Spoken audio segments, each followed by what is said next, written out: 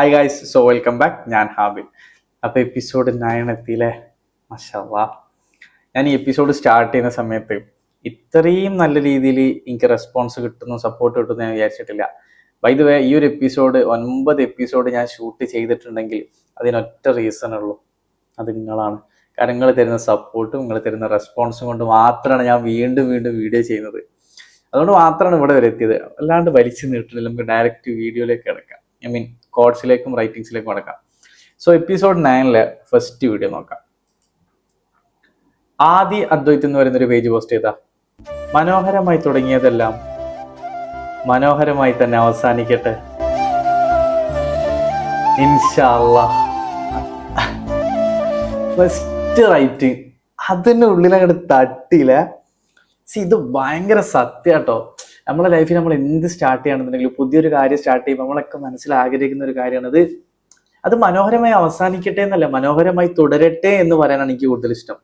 ഇപ്പൊ നമ്മളൊരു business start ചെയ്ത് പോട്ടെ, പുതിയൊരു ജോലിക്ക് കയറി ഒക്കെ പോട്ടെ, നമ്മളൊരു റിലേഷൻഷിപ്പിലായി, നമ്മളെല്ലാവരും ആഗ്രഹിക്കുന്നതാ അതെല്ലാം നല്ല രീതിയിൽ മനോഹരമായി പോട്ടെ എന്നല്ലേ. അപ്പൊ ഏതൊരു കാര്യമാണെന്നുണ്ടെങ്കിലും മനോഹരമായി തുടങ്ങിയതെല്ലാം മനോഹരമായി അവസാനിക്കട്ടെ എന്നല്ല, മനോഹരമായി തുടരട്ടെ ഇൻഷാ അല്ലാഹ്. എല്ലാവർക്കും അതങ്ങനെ തന്നെ ആവട്ടെ, എനിക്കും നിങ്ങൾക്കും എല്ലാവർക്കും.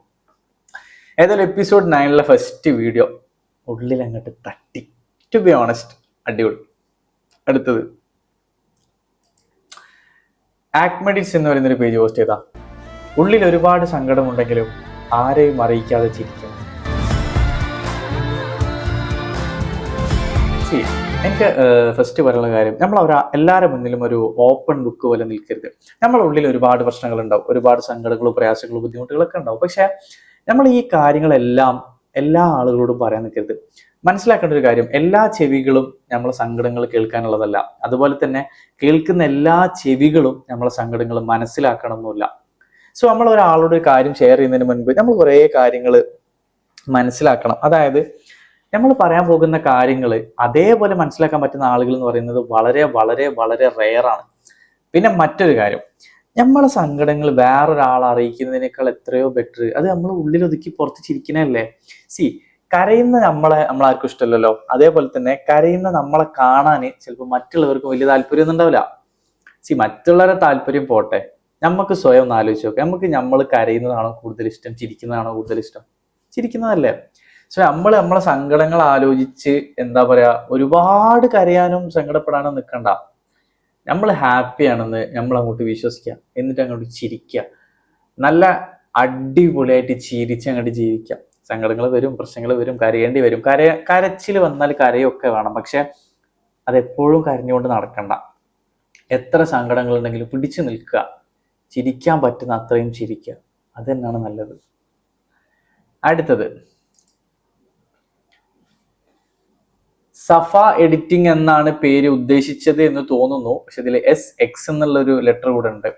Anyway I think it's Safa editing. So ആ പേജാണ് പോസ്റ്റ് ചെയ്തത്. ഒരാളോട് ചെയ്യാൻ പറ്റുന്ന ഏറ്റവും വലിയ സഹായം എന്നത് അയാളുടെ അവസ്ഥ മനസ്സിലാക്കി പെരുമാറുക എന്നതാണ്. സത്യം. നമ്മളോട് റൂഡായിട്ട് ബിഹേവ് ചെയ്യുന്ന ആളുകളുണ്ടോ, പെട്ടെന്ന് തന്നെ ഒരു പോയിന്റിൽ നിന്ന് ദേഷ്യം കാണിക്കുന്ന ആളുകളുണ്ടാവും. ഈ ആളുകളോടൊക്കെ തിരിച്ച് നമ്മൾ ചിലപ്പോൾ അതേപോലെ റിയാക്ട് ചെയ്യും. എന്തിനാ പെട്ടെന്ന് എന്നോട് ദേഷ്യം കാണിക്കുന്നത്, എന്നോടാരോ അല്ല ഓനാരോ എന്നോട് ചൂടാവാൻ എന്നൊക്കെ ആ രൂപത്തിൽ നമുക്ക് പെട്ടെന്ന് റിയാക്ഷൻ വരും. അറ്റ്ലീസ്റ്റ് ഒരിക്കലെങ്കിലും നമ്മൾ ഒരാളോട് അങ്ങനെ റിയാക്ട് ചെയ്യുന്നതിന് മുൻപ് ജസ്റ്റ് ഒരു ഫ്രാക്ഷൻ ഓഫ് സെക്കൻഡിലെങ്കിലും നമ്മളൊന്ന് ആലോചിക്കാം, അയാൾ അങ്ങനെ ബിഹേവ് ചെയ്യാൻ ചിലപ്പോൾ അയാൾക്ക് പേഴ്സണൽ എന്തെങ്കിലും റീസൺ ഉണ്ടെങ്കിലോ, അയാൾ കടന്നു പോകുന്ന സിറ്റുവേഷൻ വളരെ ടഫാണെങ്കിലോ, ഹാൻഡിൽ ചെയ്യാൻ പറ്റാത്തൊരു സിറ്റുവേഷനിലൂടെ ആണെങ്കിലോ അയാളെ മൈൻഡ് പോകുന്നത്, ആ ഒരു സമയത്താകാം അയാൾക്ക് ചുറ്റുമുള്ള ആളുകളോട് അയാൾക്ക് ചിലപ്പോൾ വെറുതെ ദേഷ്യം തോന്നുന്നത്. ഈ ഒരു സിറ്റുവേഷൻ നമുക്ക് എല്ലാവർക്കും ഉണ്ടാവില്ലേ. കാരണം നമ്മൾ ഒരിക്കലും എക്സ്പെക്ട് ചെയ്യാത്ത കുറേ കാര്യങ്ങൾ നമ്മളെ ലൈഫിൽ സംഭവിക്കുമ്പോൾ ചിലപ്പോൾ നമ്മളൊന്ന് തകർന്നു പോകും. ആ ഒരു സമയത്ത് നമ്മളെ റിയാക്ടിങ് മെത്തേഡ് എന്ന് പറയുന്നത് ഭയങ്കര റൂഡാവും. നമ്മളെ കൂടെ നിൽക്കുന്ന ആളുകളോടാണെങ്കിൽ പോലും നമ്മൾ ഭയങ്കര റൂഡായിട്ട് ബിഹേവ് ചെയ്യും. ആ ഒരു സമയത്ത് ഒരാൾ നമ്മളോട് തിരിച്ച് അതേപോലെ റൂഡായിട്ട് ബിഹേവ് ചെയ്യുമ്പോൾ അത് നമുക്ക് അക്സെപ്റ്റ് ചെയ്യാൻ പറ്റുമോ? അതാണ്, നമുക്ക് ഓപ്പോസിറ്റ് നിൽക്കുന്ന ആളുകളോട് ഒരാൾ നമ്മളോട് റൂഡായിട്ട് ബിഹേവ് ചെയ്യുമ്പോൾ തിരിച്ച് അങ്ങനെ റിയാക്ട് ചെയ്യുന്നതിന് മുൻപ് ഒരു സെക്കൻഡെങ്കിലും ആലോചിക്കാൻ നോക്കുക. പിന്നെ എല്ലാ പ്രാവശ്യവും അവരുടെ ഭാഗത്തു നിന്ന് മാത്രമാവില്ല ശരികൾ വരിക. കാരണം ഇപ്പുറത്ത് നിൽക്കുന്ന ആളുകൾക്കും സിറ്റുവേഷൻസ് ഉണ്ട്. അതായത് ഇപ്പൊ ഒരാൾ എന്നോട് ചൂടാവുമ്പോൾ ഞാൻ കടന്നു പോകുന്ന അവസ്ഥ എന്താണെന്ന് അയാൾക്കും അറിയില്ല. സോ ഇത് രണ്ടും ഉണ്ട്. വൈദ്യവേ നമ്മൾ ഒരാളോട് ചൂടാവുമ്പോൾ ലൈക്ക് റൂഡ് ബിഹേവിയർ ഒക്കെ വരുന്ന സമയത്ത് ജസ്റ്റ് ഒന്ന് ആലോചിച്ചിട്ട് റിയാക്ട് ചെയ്യാം. അതാണ് ഇവിടെ ഉദ്ദേശിച്ചത്. ഒരാളോട് ചെയ്യാൻ പറ്റുന്ന ഏറ്റവും വലിയ ഹെൽപ്പാണെന്ന് വെച്ച് കഴിഞ്ഞാല് അത് ഹെൽപ്പ് എന്ന് പറയാൻ പറ്റുമോ എനിക്കറിയില്ല. പക്ഷെ അത് ലൈക്ക് നമുക്ക് തന്നെ കൊടുക്കുന്ന ഒരു കൺട്രോളിങ് ആണ്. റിയാക്ട് ചെയ്യുന്നതിന് മുൻപ് ആലോചിക്കുക, അല്ലെങ്കിൽ എംപത്തി എന്നൊക്കെ പറയില്ല നമ്മൾ, മറ്റൊരാളുടെ ഭാഗത്ത് നിന്ന് ചിന്തിക്കുക എന്നൊക്കെ. ആക്ച്വലി അതൊരു നല്ല കാര്യമാണ്, പക്ഷെ അത് എപ്പോഴും എല്ലാവർക്കും വർക്ക് ആവണമെന്നില്ല. അടുത്തത് വോയിസ് ഓഫ് കോഡ്സ് എന്ന് പറയുന്ന ഒരു പേജ് പോസ്റ്റ് ചെയ്താ, നീ തിരിച്ചറിയാതെ പോയത് നിനക്ക് വേണ്ടി ലോകം ഉപേക്ഷിക്കാൻ വരെ തയ്യാറായ ഒരു ഹൃദയത്തെ ആയിരുന്നു.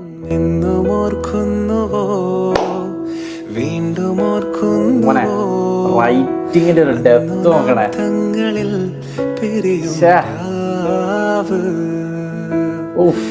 നഷ്ടപ്രണയത്തിന്റെ വേറൊരു വേർഷൻ അവിടെ എഴുതിയത്. അതായത് ഇപ്പുറത്ത് നിൽക്കുന്ന ആളുടെ സ്നേഹം അപ്പുറത്ത് നിൽക്കുന്ന ആള് തിരിച്ചറിഞ്ഞിട്ടില്ല, പക്ഷെ അയാൾക്ക് നഷ്ടപ്പെട്ടത് അയാൾക്ക് വേണ്ടി ലോകം തന്നെ ഉപേക്ഷിക്കാൻ തയ്യാറായ ഒരു ഹൃദയം.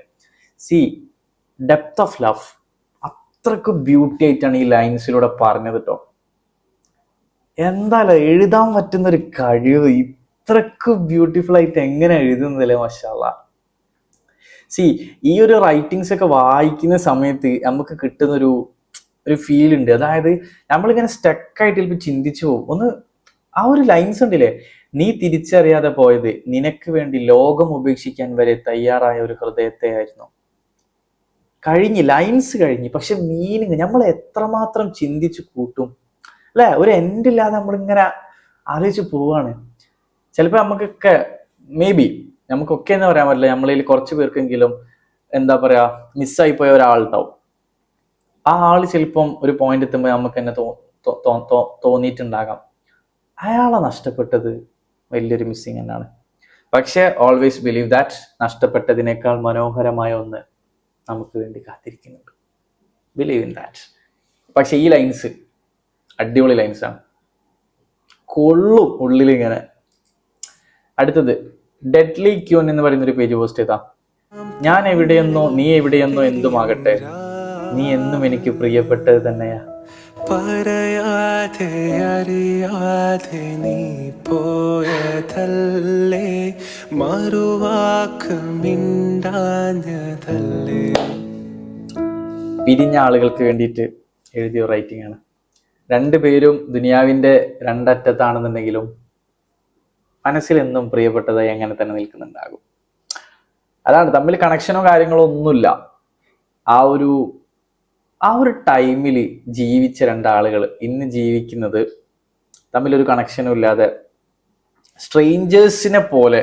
മേ ബി സ്ട്രേഞ്ചേഴ്സ് ഒന്നും പറയാൻ പറ്റില്ല, ദുനിയാവിന്റെ രണ്ടറ്റത്താവും ചിലപ്പോൾ ജീവിക്കുന്നത്. പക്ഷെ അതിൽ വ്യക്തമായിട്ട് പറയുന്നുണ്ട്, നീ എന്നും എനിക്ക് പ്രിയപ്പെട്ടത് തന്നെയാ. എന്ത് ബ്യൂട്ടിഫുൾ ലൈൻസ് അല്ലേ. അങ്ങനെയുള്ള ആളുകൾക്കൊക്കെ ആ ഒരു സമയം ഹാൻഡിൽ ചെയ്യാൻ പറ്റുക എന്നുള്ളത് ഭയങ്കര ഒരു ടാസ്ക് തന്നെ ആവൂലേ. ഒന്ന് ആലോചിച്ച് നോക്കുക, അത്രയും സ്നേഹിച്ചിട്ട് പിരിയേണ്ടി വന്നിരുന്ന ആ ഒരു മൊമെന്റ്, പിന്നെ ഒരു കണക്ഷനും ഇല്ലാണ്ട് ജീവിക്കേണ്ടി വരുന്നൊരു സിറ്റുവേഷൻ. പതിയെ അതിൽ നിന്ന് മൂവ് ഓൺ ആവും, ഒരുപാട് കാര്യങ്ങൾ പഠിക്കും, തിരിച്ചറിവുകൾ ഉണ്ടാവും, മാറ്റങ്ങൾ വരും, എല്ലാം നടക്കും ജീവിതത്തിൽ, ലെസൺസ് ആയി മാറും. എനിക്ക് തോന്നുന്നു, ഞാൻ വിശ്വസിക്കുന്ന ഒരു കാര്യമുണ്ട്, നമ്മളെ ഓർമ്മകളിലെ ഏറ്റവും പെയിൻഫുൾ മെമ്മറിയാണ് നമ്മളെ ലൈഫിലെ one of the most beautiful chapter എന്ന് പറയുന്നത്. ഇതിനെക്കുറിച്ചുള്ള ആക്ച്വലി ഒരു വീഡിയോ ഞാൻ ഇൻസ്റ്റഗ്രാമിൽ ചെയ്തിട്ടുണ്ട്. നമ്മളെ ജീവിതത്തിൽ നമ്മൾ അനുഭവിച്ച ഏറ്റവും വേദനയുള്ള ഓർമ്മയാണ് നമ്മളെ ജീവിതത്തിലെ ഏറ്റവും നല്ല പാഠവും ഏറ്റവും വലിയ പാഠവും. പക്ഷെ ഇങ്ങനത്തെ റൈറ്റിംഗ് ഒക്കെ കാണുമ്പോൾ നമ്മളിങ്ങനെ ആലോചിച്ച് പോകും, അങ്ങനെ ഒരാളുണ്ടെങ്കിൽ. ഇല്ലെങ്കിലും നമ്മൾ ആലോചിക്കൂലേ, കാരണം ഇങ്ങനത്തെ ഒക്കെ മനോഹരമായുള്ള എഴുത്തുകൾ കാണുമ്പോൾ ഇമാജിനേഷൻ ഇല്ലെങ്കിൽ നമ്മളിങ്ങനെ ചിന്തിക്കും, ഓ കൊണ്ട് ഇത് നല്ല റൈറ്റിംഗ് ആട്ടോ. അടുത്തത് അലോൺ ബോയ് 2x എന്ന് പറയുന്ന ഒരു പേജ് പോസ്റ്റ് ചെയ്താ, how men B describing there first love.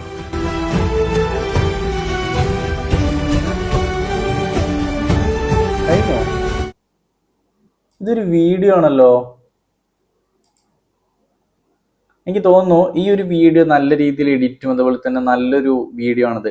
അപ്പോൾ ഇതിൽ പറയുന്നത് how men be describing their first ലവിനെ കുറിച്ച് മെന്ന് ഡിസ്ക്രൈബ് ചെയ്യുന്നത് അത്രയും ബ്യൂട്ടിഫുൾ ആയിട്ടാണ് എന്നൊരു മീനിങ്ങിലാണ് തോന്നുന്നുണ്ട് ഈ ഒരു റൈറ്റിംഗുള്ളത്. കാരണം വേറൊരു എഴുത്തുകളൊന്നും ഈ വീഡിയോയിൽ വരുന്നില്ല. അപ്പം ഇതന്നാവും മെന്നിനോട് ഫസ്റ്റ് ലവിനെ കുറിച്ച് ചോദിക്കുകയാണെങ്കിൽ അത്രയും ബ്യൂട്ടിഫുൾ ആയിട്ടാണ് മെന്ന് പറയാ എന്ന രൂപത്തിലാവും ഇതിൽ പറഞ്ഞത്. ഫസ്റ്റ് ലവ് അതിനെക്കുറിച്ച് ആര് പറഞ്ഞാലും അതിനൊരു ബ്യൂട്ടി ഉണ്ടാവും. മെന്ന് വിമിനൊന്നും ഒരു ഡിഫറൻസ് ഉണ്ടെന്ന് എനിക്ക് തോന്നുന്നില്ല. കാരണം എല്ലാവരുടെ ലൈഫിലും ആദ്യ പ്രണയം അല്ലെങ്കിൽ ആദ്യത്തെ ആ ഒരു കണക്ഷൻ എന്ന് പറയുന്നത് എല്ലാവരുടെ മനസ്സിലും ഒരു നല്ല ഓർമ്മ തന്നെ ആവും.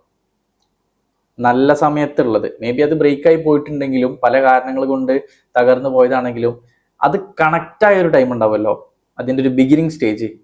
അതിനെക്കുറിച്ച് ചോദിക്കുമ്പോൾ എല്ലാവരും മെന്നാണെങ്കിലും വിമിനാണെങ്കിലും എല്ലാവരും ഭയങ്കര ബ്യൂട്ടിഫുൾ ആയിട്ടല്ലേ പറയുള്ളൂ. കാരണം ലൈഫിലെ ഫസ്റ്റ് ലവാണത്. അതെങ്ങനെ ആ ബ്യൂട്ടി ഇല്ലാണ്ട് നിൽക്കല്ലേ? അതിന് നല്ല ബ്യൂട്ടി ഉണ്ടാവും, അതാര് പറയുകയാണെങ്കിലും.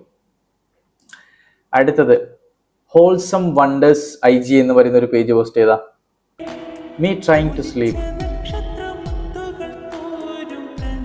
മീൻ while she in my dreams. എന്റെ മോനെ അത് കൊണ്ടുപോയിട്ടോ.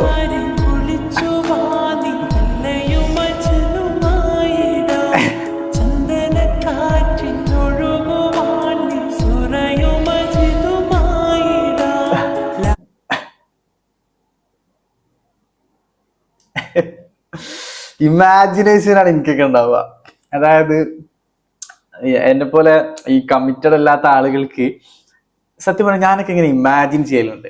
ഇല്ലാത്തൊരു കാമുകിയെ ആലോചിച്ച് ഇങ്ങനെ ചില സമയത്തൊക്കെ അങ്ങനെ ഇങ്ങനെ എന്നൊക്കെ പറഞ്ഞു ഇമാജിനേഷനിൽ ഞാനൊക്കെ peak level എത്തിയിട്ടുണ്ടാവും.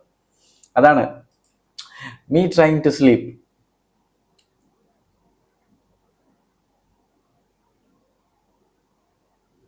Mean while she in my dreams. എന്റെ മോനെ എനിക്കൊക്കെ ഇത് റിലേറ്റ് ചെയ്യാൻ പറ്റുട്ടോ. കാരണം എനിക്ക് മാത്രമല്ല, ഇതിപ്പം റിലേഷൻ ഉള്ള ആളുകൾക്ക് ഓക്കെ ആ ആളെ വെച്ച് ഇമാജിൻ ചെയ്യാൻ പറ്റും. റിലേഷൻ ഇല്ലാത്ത ആളുകൾക്ക് ഒരു ഇമാജിനറി ഗേൾ ഫ്രണ്ടിനെ വെച്ച് ഇങ്ങനെ ചിന്തിക്കാലോ. ഉറങ്ങാൻ വേണ്ടി കിടക്കുമ്പോൾ നമ്മളിങ്ങനെ ആലോചിക്കും. ഞാനൊക്കെ ഇങ്ങനെ ആലോചിക്കലുണ്ട് ഇമാജിനേഷനിൽ. ഒരു കാമുകി എവിടുന്നാവും, എന്താവും പേര്, എന്താ പഠിക്കുന്നത്, എന്താണ്, ഏതാ നാട്, എന്താ പഠിച്ചു, ഇങ്ങനത്തെ കുറേ കാര്യങ്ങൾ ഇമാജിനേഷൻ. സത്യം പറയാന്നുണ്ടെങ്കിലോ നമുക്ക് അറിയുന്ന ഒരാളെ കുറിച്ച് ചിന്തിക്കുന്നതിനേക്കാൾ 10,000 കാര്യങ്ങൾ നമുക്ക് അറിയാത്ത ഒരാളെ കുറിച്ച് ചിന്തിക്കാൻ നമുക്ക് ഉണ്ടാവും. പേരെന്താ, എവിടാ വീട്, എന്താ ചെയ്യുന്നത്, എന്താ പഠിക്കുന്നത്, എന്തെങ്കിലും ജോലി ചെയ്യുന്നുണ്ടോ, വീട്ടിൽ ആരൊക്കെ ഉണ്ട്, ഇങ്ങനത്തെ ഒരുപാട് കാര്യങ്ങൾ ഒരു എൻഡില്ലാതെ ഇങ്ങനെ ആലോചിച്ചെടുക്കും. ഇത് ഏറ്റവും കൂടുതൽ ആലോചിക്കുക രാത്രിയാണ്. അതുകൊണ്ട് ഇതൊക്കെ എനിക്ക് റിലേറ്റ് ചെയ്യാൻ പറ്റും. അടുത്തത് മുബോ എന്ന് പറയുന്ന ഒരു പേജ് പോസ്റ്റ് ചെയ്താ എന്താണ് സ്നേഹം, എനിക്ക് അത് നീയാണ്.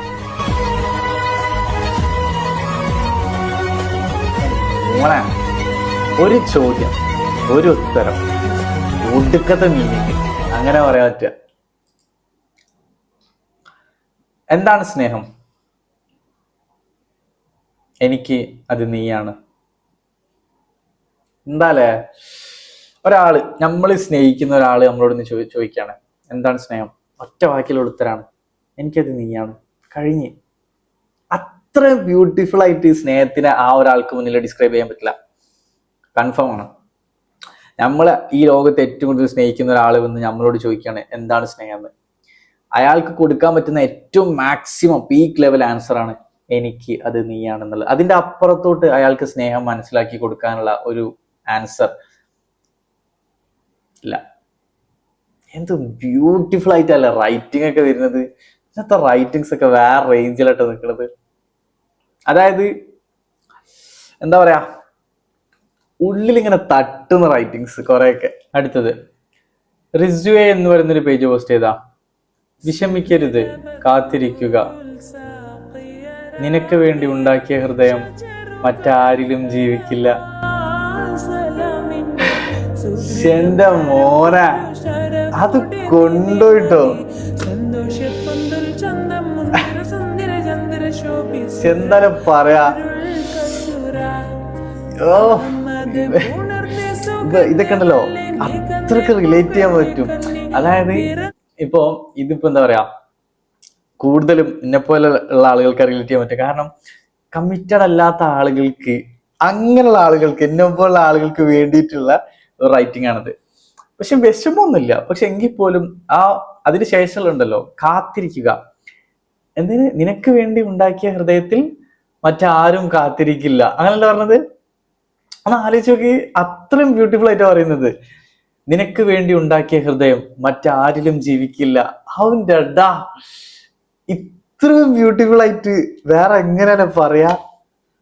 അത് കൊണ്ടുപോയിട്ടോ ഫുൾ മാർക്ക്, 100-ൽ 110 മാർക്കുള്ള റൈറ്റിംഗ് എനിക്ക് ഭയങ്കരമായിട്ട് ഇഷ്ടപ്പെട്ടു. എന്താ പറയാ, ഉള്ളിന്ന് ഇങ്ങനെ തട്ടണ് ആ ഒരു എഴുത്തൊക്കെ. കാത്തിരിക്കുക, നിനക്ക് വേണ്ടി ഉണ്ടാക്കിയ ഹൃദയം മറ്റാരിലും ജീവിക്കില്ല. അടുത്തത് മണ്ടൻ Shambhu official and the black SH എന്ന് പറയുന്നൊരു പേജ്. ഈ 2 പേജുകൾ തമ്മിൽ കൊളാബ് ചെയ്തിട്ടാട്ടോ. ആദ്യമായി കണ്ടപ്പോൾ ഞാൻ അറിഞ്ഞിരുന്നില്ല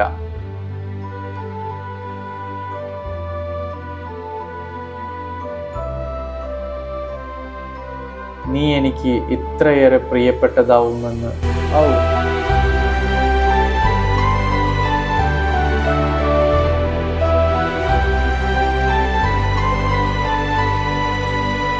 എന്താ സ്നേഹത്തിന്റെ ഒക്കെ ഒരു റൈറ്റിങ്സ് കൊണ്ട് ഇങ്ങനെ അയ്യരുകളി എന്നൊക്കെ പറയുന്ന പോലെ ഏതെടുക്കുകയാണെന്നുണ്ടെങ്കിലും ഒടുക്കത്തെ മീനിങ് ഉള്ള റൈറ്റിങ്സ് ആണല്ലോ എന്നൊക്കെ ഉള്ളൂ. ഇതേതിന് പേജ് ഏതിന്?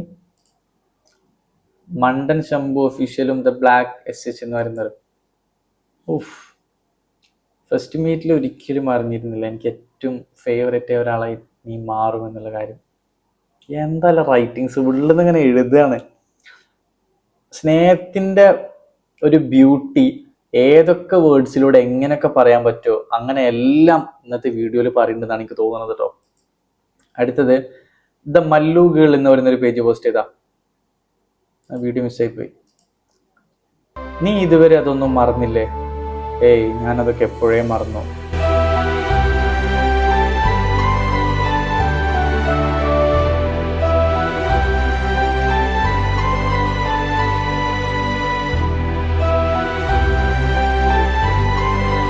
ഒരു വീഡിയോ ആണ്, ഒരു ക്വസ്റ്റ്യനും ഒരു ആൻസറും ഉണ്ട്. പക്ഷെ ആ ഒരു ആൻസർ ഫേക്ക് ആണ് എന്ന് കാണിക്കുന്ന തരത്തിലുള്ള ഒരു വീഡിയോ കേട്ടോ. അതായത് ഇത് മറ്റേ ഹൃദയം എന്ന് പറഞ്ഞ മൂവിയിലുള്ളതാണല്ലോ.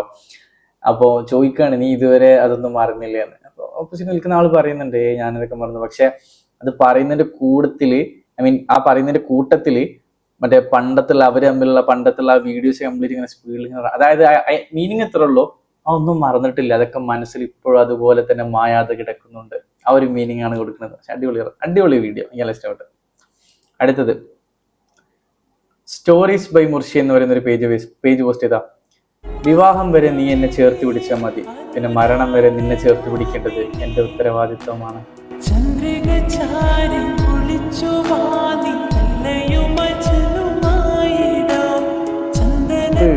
രസായിട്ടല്ലോ ഓരോരുത്തർ എഴുതുന്നത്. ഓപ്പോസിറ്റ് നിൽക്കുന്ന ആ ഒരു ആളോട് പറയാണ് വിവാഹം വരെ നീ എന്നെ ചേർത്ത് പിടിച്ചാൽ മതി, പിന്നെ മരണം വരെ നിന്നെ ചേർത്ത് പിടിക്കേണ്ടത് എൻ്റെ ഉത്തരവാദിത്വമാണ്. ഒരു രണ്ട് പേർക്കിടയിലുള്ള ആ ഒരു റിലേഷന്റെ അല്ലെങ്കിൽ ആ ഒരു ബോണ്ട്, ആ ഒരു കണക്ഷനെ അല്ലെങ്കിൽ വിട്ട് പിരിയാൻ പറ്റാത്ത അത്ര വിധത്തിൽ ചേർത്ത് പിടിച്ച് എഴുതാൻ പറ്റുന്ന റൈറ്റിംഗ് ആണത്.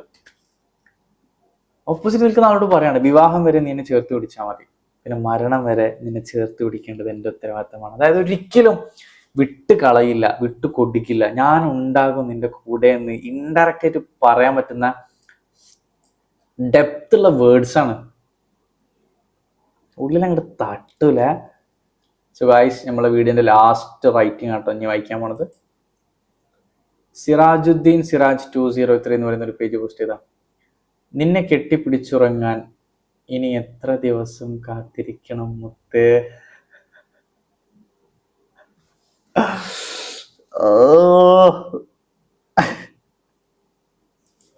അത് കൊള്ളട്ടോ, wow, last writing such a beautiful writing. വളരെ ഓപ്പൺ ആയിട്ട് ചോദിക്കാണ്, നിന്നെ കെട്ടിപ്പിടിച്ചുറങ്ങാൻ ഇനി എത്ര ദിവസം കാത്തിരിക്കണം മുത്തേ? പറയൂ. ഇതിന് ആൻസർ പറയാനുള്ള ആളുകൾ എല്ലാവരും പറഞ്ഞു കൊടുക്കൂ. ഇതിനൊക്കെ ഇപ്പൊ ഞാൻ എന്ത് പറയാനല്ലേ ചോദിക്കാണ്. നമ്മള് റിലേഷനിലുള്ള ആളുകള് ഓപ്പോസിറ്റ് നിൽക്കുന്ന പാർട്ട്ണറോട് ചോദിക്കാണ്, നിന്നെ കെട്ടിപ്പിടിച്ചുറങ്ങാൻ ഇനി എത്ര ദിവസം ഞാൻ കാത്തിരിക്കണം മുത്തേ? എന്നാണ് നമ്മൾ കല്യാണം? റിലേഷനിൽ ഇല്ലാത്ത ആളുകൾക്ക് ഇമാജിനറി ഗേൾഫ്രണ്ടിനോട് ചോദിക്കുന്ന പോലെ ചോദിക്കാം. എന്തായാലും രണ്ടു കൂട്ടർക്കും റീച്ച് ആകുന്നുണ്ട്, അത് മതിയല്ലോ. By the way guys, so ഇന്നത്തെ കോഡ്സ് ആൻഡ് റൈറ്റിംഗ്സ് ഇവിടെ തീരുകയാണ്. സത്യം പറയില്ല, എപ്പിസോഡ് 9 കോഡ്സും റൈറ്റിംഗ്സും എല്ലാം ഒന്നിനൊന്ന് മെച്ചമായിട്ടാണ് എനിക്ക് ഫീൽ ചെയ്തത്. കാരണം സ്നേഹത്തിനെ പല തരത്തിൽ പല വേർഡ്സ് ഉപയോഗിച്ച് പല ഇമോഷൻസിലൂടെ പല സിറ്റുവേഷൻസ് കാണിച്ചുകൊണ്ട് ഇങ്ങനെ ബ്യൂട്ടിഫുൾ ആയിട്ട് കണക്ട് ചെയ്യാൻ പറ്റുന്നത് വലിയൊരു ഭാഗ്യം തന്നെയാണ്. ആൻഡ് ഇതൊക്കെ എഴുതുന്ന ആളുകളെ സമ്മതിക്കണം, അവരത്രക്ക് ടച്ച് ചെയ്യുന്ന വേർഡ്സ് വെച്ചിട്ടാണ് ഓരോ റൈറ്റിങ്ങും ക്രിയേറ്റ് ചെയ്തത്. പിന്നെ അവർ കൊടുക്കുന്ന വിഷ്വൽസ്, ആഡ് ചെയ്യുന്ന മ്യൂസിക്സ്, സത്യം പറഞ്ഞിട്ട് അതൊക്കെ അത്രയും പ്രോപ്പറായിട്ടാണ് അവർ ഫിക്സ് ചെയ്ത് ഇറക്കുന്നത്. ചിലതൊക്കെ 4-5 സെക്കൻഡ്സ് ഉള്ളൂ, അതും ചിലതൊക്കെ 2-3 ലൈൻസ് ഉള്ളൂ, പക്ഷെ അതിനൊക്കെ മീനിങ് കിടക്കുന്നത് അങ്ങ് പീക്ക് ലെവലിലാണ്. ഇതിൽ എനിക്ക് ഏറ്റവും ഇഷ്ടപ്പെട്ടതിൽ, എനിക്ക് എല്ലാം ഇഷ്ടപ്പെട്ടിട്ടുണ്ട്, ടു ബി ഓണസ്റ്റ്, എനിക്ക് എല്ലാം ഇഷ്ടപ്പെട്ടിട്ടുണ്ട്. പക്ഷെ എനിക്കിതിൽ വൺ ഓഫ് മൈ ഫേവറേറ്റ് ആയി തോന്നിയത് ഒരു 1-2 റീൽസ് ഉണ്ട്. എല്ലോ റൈറ്റിംഗ് ഏതാ അറിയോ? ഹോൾസം മൺഡേ സൈജി എന്ന് പറയുന്നൊരു പേജ് പോസ്റ്റ് ചെയ്തല്ലോ, me trying to sleep meanwhile she in my dreams. അതെനിക്ക് ഭയങ്കരമായിട്ട് ടച്ച് ചെയ്തിട്ടുണ്ട്, എനിക്ക് ഭയങ്കരമായിട്ട് ഫീൽ ചെയ്തിട്ടുണ്ട്. അതേപോലെ തന്നെ റിസ്വേ എന്ന് പറയുന്നൊരു പേജ് പോസ്റ്റ് ചെയ്തില്ലേ, വിഷമിക്കരുത്, കാത്തിരിക്കുക, നിനക്ക് വേണ്ടി ഉണ്ടാക്കിയ ഹൃദയം മറ്റാരിലും ജീവിക്കില്ല. എന്റെ മോനെ കൊണ്ടോയില്ലത്.